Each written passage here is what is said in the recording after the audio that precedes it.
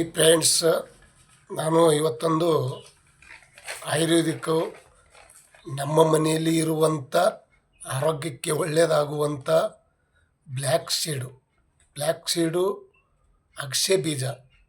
ಅಗಸೆ ಬೀಜದಂಥ ಮಹತ್ವ ನಮಗೇ ಗೊತ್ತಿಲ್ಲ.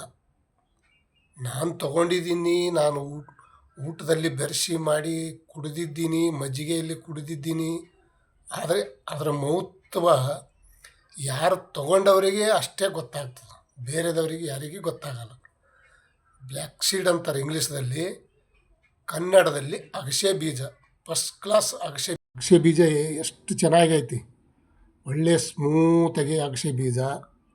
ಇದನ್ನು ಉಪಯೋಗಿಸಿದರೆ ಬಲು ಆರೋಗ್ಯಕ್ಕೆ ಒಳ್ಳೆಯದು, ಬಹಳಷ್ಟು ಉತ್ತಮ. ಆರೋಗ್ಯಕ್ಕೆ ಭಾಳಷ್ಟು ಒಳ್ಳೆಯದಂದರೆ ಅಷ್ಟು ಒಳ್ಳೆಯದಲ್ಲ. ಹೆಂಗಂದರೆ ಇದು ಫಸ್ಟ್ ಮನುಷ್ಯಗೆ ಬರೋದು ಏನಪ್ಪ ಅಂದರೆ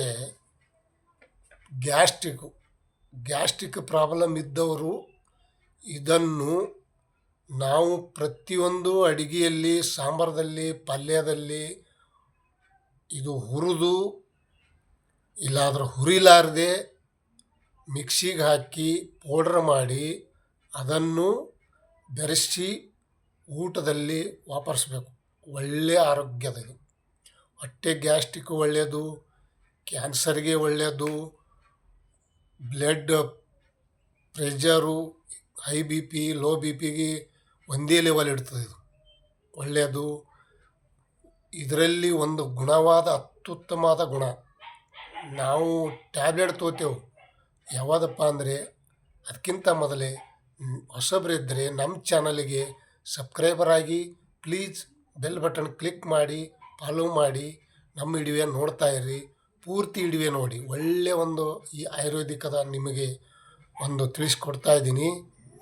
ಏನಪ್ಪ ಅಂದರೆ ಒಮೆಗಾ 3 ಇದೆ. ಇದು ಒಮೆಗಾ 3, ಒಮೆಗಾ 6 ಫಸ್ಟ್ ಕ್ಲಾಸ್. ಇದು ನಮ್ಮ ಮನೆಯಲ್ಲಿ ಇರುವಂಥ ವಸ್ತು ಅಗಸೆ ಬೀಜ. ಇದನ್ನು ಬಹಳಷ್ಟು ಉತ್ತಮವಾದ ಅಗಸೆ ಬೀಜ ಪೌಡ್ರ್ ಮಾಡಿ ಮಜ್ಜಿಗೆಯಲ್ಲಿ ಬೆರೆಸಿ ಕುಡಿಬೋದು. ಮತ್ತು ಊಟದಲ್ಲಿ, ಪಲ್ಯದಲ್ಲಿ ಹಾಕಿ ಊಟ ಮಾಡ್ಬೋದು. ಮಜ್ಜಿಗೆಯಲ್ಲಿ ಕುಡಿದ್ರೆ ಇನ್ನೂ ಒಳ್ಳೆಯದು. ಇದು ಮೂಳೆ ನೋವಿಗೆ ಒಳ್ಳೆಯದು, ಬ್ರೈನಿಗೆ, ಮಕ್ಕಳಿಗೆ ಒಮೆಗಾ 3 ಸಿಗಬೇಕಂತಾರಲ್ಲ, ಇದು ಒಮೆಗಾ 3ದಲ್ಲಿ ಮಕ್ಕಳಿಗೆ, ಬ್ರೈನಿಗೆ ಒಳ್ಳೆಯದು, ದೊಡ್ಡವರಿಗೂ ಒಳ್ಳೆಯದು. ಆದರೆ ಫಸ್ಟ್ ಕ್ಲಾಸ್ ಈ ಅಗಸೆ ಬೀಜದ ಒಂದು ಮಹತ್ವ ತಮಗೆ ಹೇಳ್ಕೊಡ್ತಾ ಇದ್ದೀನಿ. ಜೀವಕೋಶ ಒಳ್ಳೆಯದು, ಜೀವಕೋಶಿಗೆ ಒಳ್ಳೆಯದು, ಗ್ಯಾಸ್ಟ್ರಿಕ್ಗೆ ಒಳ್ಳೆಯದು. 1 ಚಮಚ ಅಗಸೆ ಬೀಜದ ಎಣ್ಣೆ, 1 ಚಮಚ, ಮತ್ತು 1 ಕಪ್ಪು, ಅರ್ಧ ಕಪ್ ಮೊಸರು, ಅದರಲ್ಲಿ ಈ ಅಗಸೆ ಬೀಜ ಬೆರೆಸಿ, ಮೊಸರಲ್ಲಿ ಬೆರೆಸಿ ಸ್ಪೂನ್ಲೆ ತಿಂದರೆ ಇನ್ನೂ ಒಳ್ಳೆಯದು. ಹಾಗೂ ತಿನ್ಬೋದು. ಮಜ್ಜಿಗೆಯಲ್ಲಿ ಪೌಡ್ರ್ ಮಾಡಿ ಹಾಕಿ ಕುಡಿದ್ರೂ ಅದೂ ಒಳ್ಳೆಯದು.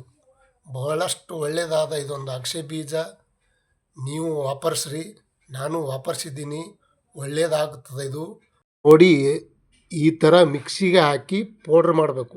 ಭಾಳಷ್ಟು ಹಿಟ್ಟಿನ ಥರನೂ ಮಾಡಬಾರದು, ಸ್ವಲ್ಪ ಸಣ್ಣ ರವೆ ಥರ ಪೌಡ್ರ್ ಮಾಡಬೇಕು. ಮಿಕ್ಸಿಗೆ ಹಾಕಿ ಒಳ್ಳೆ ಪೌಡ್ರ್ ಮಾಡಿಕೊಂಡು ಮಜ್ಜಿಗೆಯಲ್ಲಿ ಬೆರೆಸಿ ಕುಡಿಬೇಕು. ಕುಡಿದ್ರೆ ಆರೋಗ್ಯಕ್ಕೆ ಅಷ್ಟೊಂದು ಒಳ್ಳೆಯದಾದ. ನೀವು ಕುಡಿದು ನೋಡಿ, ನಾನು ಕುಡಿದು ನೋಡಿದ್ದೀನಿ.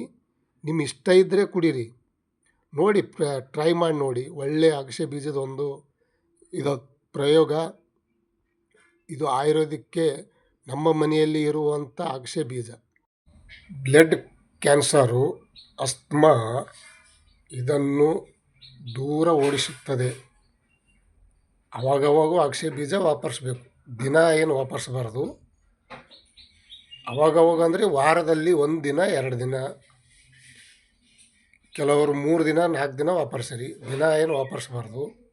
ಒಳ್ಳೆಯ ಒಂದು ಅಗಸೆ ಬೀಜದ ಒಂದು ಮಹತ್ವ ನಿಮಗೆ ತಿಳಿದಿದೆ ಅಂದರೆ ಈ ನನ್ನ ಚಾನಲಿಗೆ ಕಮೆಂಟ್ ಮಾಡಿ, ವಿಡಿಯೋ ನೋಡಿ. ನಿಮಗೆ ಒಳ್ಳೆಯದನ್ಸಿದ್ರೆ ಕಮೆಂಟ್ ಮಾಡಿ. ಇಲ್ಲ ಇದು ಸರಿ ಇಲ್ಲ ಅಂದ್ರೂ ಕಮೆಂಟ್ ಮಾಡಿ. ಒಂದು ಈ ನನ್ನ ಮನೆಯ ಮದ್ದಿಗೆ ತಾವೆಲ್ಲರೂ ವಿಡಿಯೋ ಪೂರ್ತಿ ನೋಡಬೇಕಾಗಿ ಹೇಳಿದ್ದೇನೆ. ಸಬ್ಸ್ಕ್ರೈಬರ್ ಆಗಿ ಪ್ಲೀಸ್ ಕಮೆಂಟ್ ಮಾಡಿ. ಹಿಂದಕ್ಕೆ ಎಲ್ಲರೂ ಅಗಸೆ ಬೀಜ ವಾಪರಿಸ್ತಿದ್ದರು.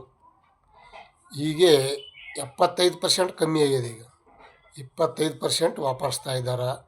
ನಾನು ಕಡಿಮೆ ಮಾಡಿದ್ದೀನಿ, ತಮಗೆ ಹೇಳೋಕ್ಕೇನು, ನಾನು ಕಡಿಮೆ ಮಾಡಿದ್ದೀನಿ. ಆದರೂ ಅವಾಗೂ ಅಗಸೆ ಬೀಜ ವಾಪರಿಸ್ತೀನಿ.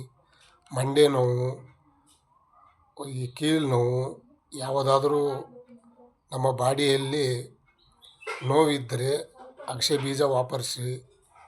ಒಳ್ಳೆಯ ಒಂದು ಆಯುರ್ವೇದಿಕ್ ಅದ ಇದು, ಮನೆಮದ್ದು. ನಮ್ಮ ಮನೆಯಲ್ಲಿ ಇರುವಂಥ ಮನೆಮದ್ದು ಅಗಸೆ ಬೀಜ.